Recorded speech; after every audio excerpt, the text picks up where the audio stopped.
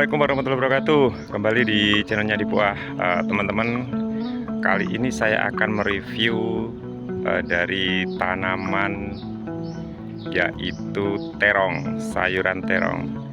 Jadi bagaimana pengolahan? Nanti kita langsung tanya-tanya salah satu sosok pemuda dari kampung yang memang notaben itu dari sarjana pertanian. Jadi beliau tidak malu-malu setelah merantau di dunia kampus, pulang menerapkan teori-teori atau ilmunya di kampung. Jadi petani muda ini yang luar biasa yang menanam terong. Oke, lanjut kita langsung interview untuk teman kita. Oke teman-teman, ini langsung dari Mas Arif. Halo. Gimana kabarnya Mas Arif? Alhamdulillah. Alhamdulillah. Sehat. Oke, kita langsung aja tanya-tanya kepada Mas Arif terkait tanaman buah yaitu sayur terong. Oke Mas Arif, kita tanya-tanya nih tentang Ya, terong ini. boleh, silakan. Oke. Ini terong apa ini Mas, jenisnya Mas? Terong Yuvita, terong yang warna ungu, terong panjang itu loh. Oh, terong warna ungu yang panjang. Yang umum di pasaran terong. Kalau kita lihat lahan ini luasnya seberapa ini Mas Arif? Ini kurang lebih 1/4 lebih sih, berarti 0,375. Oh iya, 1/4 lebih ya, 1/4 hektar lebih. Jadi kalau dari 1/4 hektar lebih ini untuk bibitnya dibutuhkan berapa? Ini bibit kurang lebih 3.500-an batang. 3.500 batang, luar biasa ya. Lalu masa ininya Mas Arif, masa perawatan terong ini gimana sebenarnya? Susah nggak ya? Iya, namanya pertanian itu dibilang susah ya susah, dibilang mudah ya karena terbiasa, jadi ya mungkin lebih ini ya, lebih paham lah karena udah terbiasa. Kalau masa perawatan terong ini ditanam ini sekitar dari persemaian usia sekitar sebulan sampai 1,5 bulan, pindah tanam, terus nanti habis tanam kurang lebih di umur 70 sampai 80 hari udah mulai panen. Nah, masa panennya yang lumayan panjang terong itu. Kalau perawatannya bagus, masa panennya lumayan panjang. Bisa sampai 5 bulan sampai 6 bulan. Jadi masa panen itu terong tidak langsung sekali petik ya? Beberapa kali petik ya? Oh, tidak. Dia bisa 4 hari sekali petik. Kalau udah normal 4 hari sekali bisa petik. Oh, gitu. Lalu untuk terkait ini perawatan pupuknya ini pupuk ya gimana? normal. Untuk dasar pupuk kandang kita pakai sekam itu yang kalau untuk ini ukuran biasanya 1/4 itu paling 100 karung biasanya. Oh gitu. Oh iya, dengar Mas Arif ini sarjana pertanian benar ya?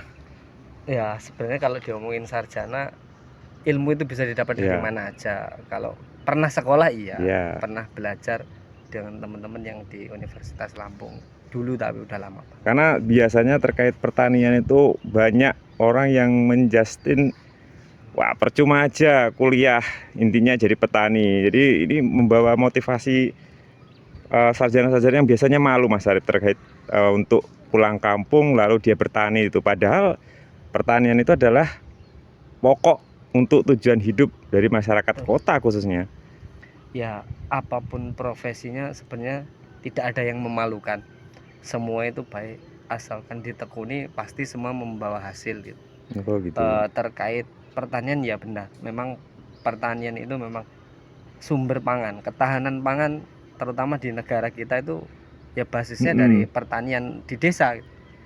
Jadi ya kita mau nggak mau kita harus bangkitkan pertanian di desa agar kita mampu mencukupi kebutuhan pangan untuk di desa dan maupun di kota. Iya benar. Oke, kembali lagi ke terong ini Mas Arif. Ini kan biasanya di terong ini dikasih plastik mulsa untuk supaya rumput tidak mengganggu. Ini tidak dipakai mulsa, ini gimana nanti perkembangannya? Ya kita antisipasi gulma sejak awal. Jadi jangan sampai terlambat. Kalau terlambat ya memang susah. Kalau sudah gulmanya banyak nanti ganggu pertumbuhan. Jadi sebelum terlambat ya kita antisipasi, kita bersihkan, mau pakai yang manual atau pakai herbisida bisa. Intinya kita antisipasi dari awal. Jadi kalau pakai mulsa ya memang lebih efektif sih, cuman kan ya butuh biaya modal lagi. Juga ya. Iya benar. Nah lalu untuk terkait ini hama terong sama hama biasanya padi itu hampir sama atau gimana? Kalau hama berbeda. Kalau terong hama yang utama paling ulat. Ulat. Oh Ulat. iya ya. Ya kita itu antisipasi, kuncinya kita antisipasi dari awal itu. Ulat biasanya sebelum terlambat ya kita antisipasi, karena kalau sudah masuk di buah susah penanganannya. Bisa busuk juga ya? Ya busuk, pasti busuk kalau udah masuk. Terus kalau yang lain paling penyakit jamur. Yang terkenal untuk saat ini untuk terong itu layu. Oh. Itu layu, jadi layu fusarium. Kalau orang kampung ngomongnya leles lah. Leles, karena kita antisipasi ini tadi, kita sebelum tanam udah kita anti jamur juga, kita kasih di lubang tanamnya, kita aplikasi di awal sebelum tanam. Pencegahan ini. Nah, ini terkait ini Mas Arif, terkait harga panen. Biasanya para petani itu katakanlah pepaya mahal, tanam pepaya, lalu timun mahal, tanam timun. Semasa-masa panen ternyata harga anjlok. Nah, terkait untuk harga terong sendiri ini gimana biasanya? Ya, biasanya untuk komoditas-komoditas tertentu itu memang ya petani kita juga kadang sering latah sih. Rame yang nanam komoditas A, kita nanam semua, giliran masanya panen semua panen, harga pasti otomatis ya, karena barang banyak pasti terjun bebas. Cuman kalau terong namanya sayuran untuk kebutuhan sehari-hari ya, harga itu fluktuasi naik turun. Ada kalanya rendah, ada kalanya juga tinggi.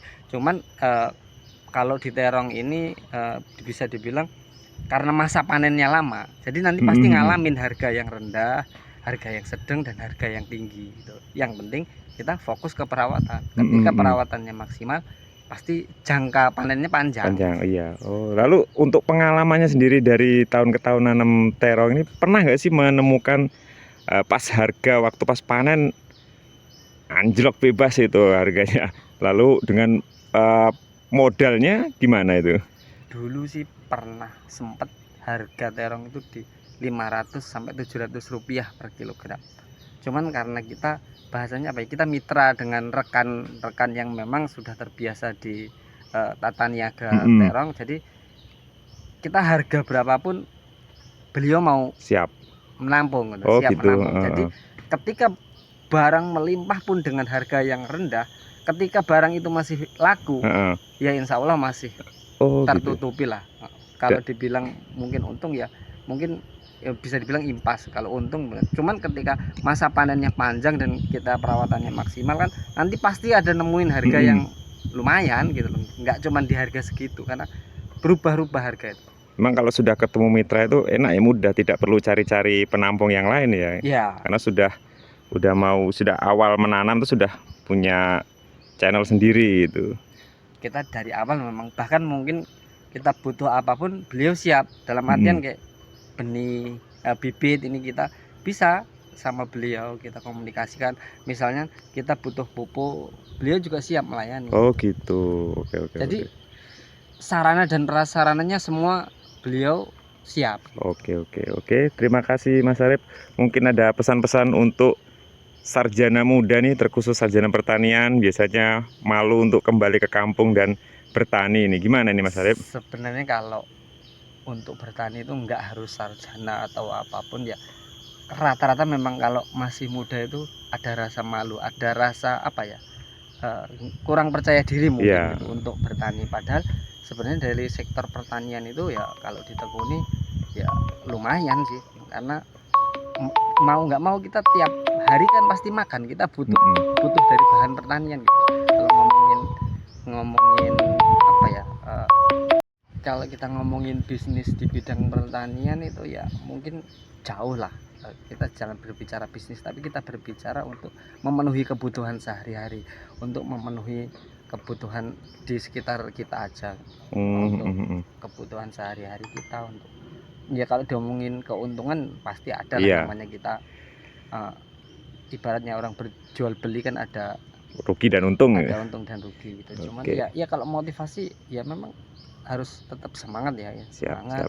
Kita bangun lah, kita siapa lagi yang mau jadi penerus nanti ke depan kalau bukan kita yang masih muda gitu. Oke, terima kasih Mas Arif. Oke, terima kasih Mas Arif. Ya, sama-sama. Mungkin nanti bisa ke pertanian yang lain ya Mas Harbi ya, Iya. mungkin jagung atau timun dan lain-lain. Terima kasih teman-teman, jangan lupa subscribe. Assalamualaikum warahmatullahi wabarakatuh.